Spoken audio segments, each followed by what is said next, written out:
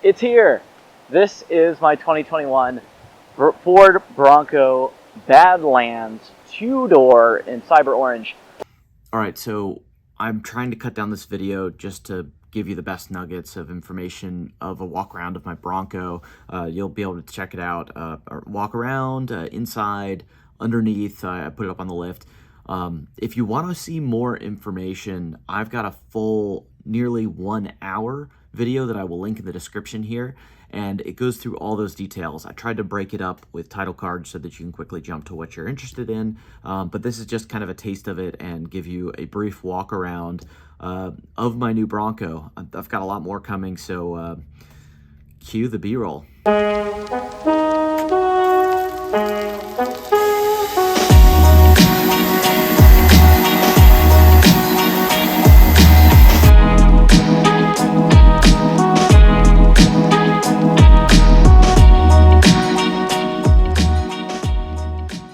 So let's go over some basics. The front end, you can tell it's already getting serious. We've got an all steel bumper, but without losing all the tech. You see we've already got prox sensors and everything like that. Massive front attachment points that are prepared for shackles. The grille is the beautiful centerpiece of the front of the car, and in the Badlands and Wild Track trim you get this design with many holes here. On the front corners here, you've got the trail sights. They're actually designed so that you can see the corner of the vehicle. That's why they call them trail sights, but they're load rated. There's a label right on the side here, max load 150 pounds. So idea being you can actually add some kind of structural thing to it. Limb risers is going to be a really popular option.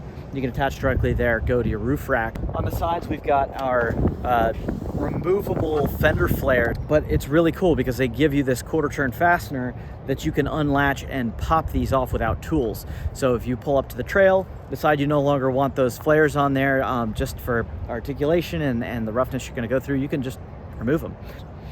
Moving on back, you can see down on the side skirts, we've actually got these awesome rock rails, and they're really structural. They're not meant to be a step into the vehicle. They're certainly strong enough, but they don't give you enough gap to actually get your toe in there. So the full 360 camera system is one of my favorite things about this vehicle, or at least in this trim. It's really cool. And it shows you everything as if you were a bird's eye view on the top of the vehicle, and that's just killer for going through a drive-through or trying to park it in a parking spot, and then of course especially when you're trying to manipulate it over difficult terrain like it's designed to do. MIC top, MIC, that stands for mold and color. The theory being if you scratch under the surface, it's the same color throughout. On the rear side, there's a flip-up glass panel. I'm gonna open this. I got all kinds of stuff in here, so please ignore it. But the panel flips up. It can only flip up when the gate is almost entirely open. I'll show you what I mean by that. If you have the tailgate open slightly like this, which you'll be tempted to do because there's a lot of resistance in this shock, you'll notice that seal is going to block you. So not a big deal, just something to be aware of. The vehicle itself comes with a kit, comes with the tools you need to remove the door. As an option, you can buy bags for the doors. I did buy those factory bags. And then it even gives you a little an insert that helps you guide the door back into position. It also gives you some protectors to keep from damaging the door as you remove it and keep from damaging the fender as well. Now, again, with the Badlands version, what you get are these 33-inch tires. You get what they call Badlands suspension, which is the Bilstein shocks, which is the same as what you'd get in Sasquatch, but they're a little shorter. So 4/10 of an inch is the difference that we've determined, shorter on the Badlands versus the Sasquatch. Now, one of my favorite things is this huge 12-inch display that comes in the high and luxe packages on the vehicle. Your off-road features are going to be up here in these rubberized, weatherized buttons. You've got sway bar disconnect, front and rear lockers, and then your traction control and hazards. Another great feature in the interior is the heated seats. You know, heated seats are not a new concept, but I think they work particularly well in this vehicle. The first notch of it, just the lowest setting, is usually the perfect amount. When I'm really cold, I knock it up a little bit more, and by that third mark, I feel like I'm sitting on a bench that's been a metal bench that's been sitting in the sun all day. So you could say it's a 6-speed manual, and then it's got this crawl gear. The way that works is while you're in neutral, there's a collar that you pull up. That collar is how you get into reverse. Of course, that brings up those beautiful cameras when you're in the reverse. And then if you go straight down from reverse, that puts you in the crawl gear. So with that and 4 low, you'll see the vehicle get to a 95-to-1 final drive ratio, which is insane. So you can be cruising around and trying to maintain speed, and if you decide to shift down while it's slowing you down behind traffic with that adaptive cruise on, it doesn't mind. It doesn't disable it. So I think that's really cool.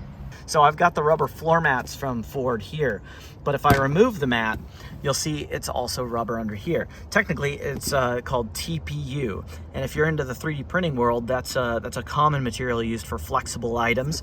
And yeah, it's a great rugged, weatherized solution for the whole floor. There's no carpet in this trim. And then down here, you've got a quarter turn to be able to open a drain plug.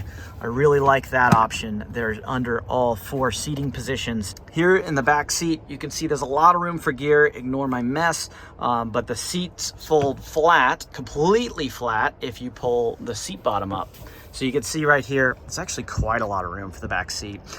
Lots of room. I've put 6 foot tall plus people back there, and they're nice and comfortable. It's legitimately built for adults to be able to ride in this vehicle, even in the 2-door. Right here, your 110 AC outlet, and then right here you got another USB-A, USB-C combination. As much as I love that option, the fact that folding the seat down blocks those from you just seems like a miss. I feel like they could have designed it in such a way where you could still access that with the seats folded flat, because I feel like when I want that accessory, it's because I'm going to have something mounted behind the seats that needs to be powered, or mounted maybe on the seat back. Front top's removed and the windows down. Genuinely, I think it's like perfectly engineered. There's no weird buffeting or anything like that. I was really impressed. All right, let's take a look underneath the Bronco. So this is the front steel bash plate. Weighs about 20 pounds. Just removed it along with the one that covers the oil filter. Weighs about 10 pounds. When you do that, you expose all this space underneath the vehicle. Oil filter's way up here. It's a little bit of a stretch to reach it. The good news is, if you see right there underneath it, they have a plastic kind of drain to send the oil in a predictable place. This guy right here is your electronic disconnecting sway bar. Remember, this can be done under a load. Cable shifter assembly is exposed right here. Next plate here protects the transfer case itself. So here's the transfer case. So moving further back, massive boxed in support for the drive shaft. Remember, fully boxed in frame, and that's true for all the crossbars as well. The front of the shock assembly here has a plastic or rubber cover over the remote reservoirs because they're forward facing. I guess they're going to come to the little rocks and things first, whereas you'll notice on the front, the remote reservoirs are kind of in the middle here, and I guess they deem them somewhat protected. So that's something to note that's a little different on the front. Looking on the rear here, remember you've got an electronic parking brake, so there's a lot of electrical wires coming back for that sort of thing.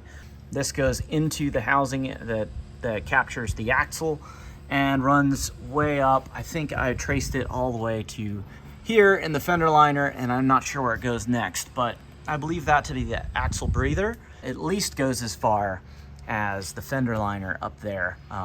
This vehicle's rated with a 33.5-inch wading depth, so I'm sure that's part of that calculation, is how far up that diff breather is. Be interesting to know where it terminates. Here are the mounts for the rock rails, the factory rock rails.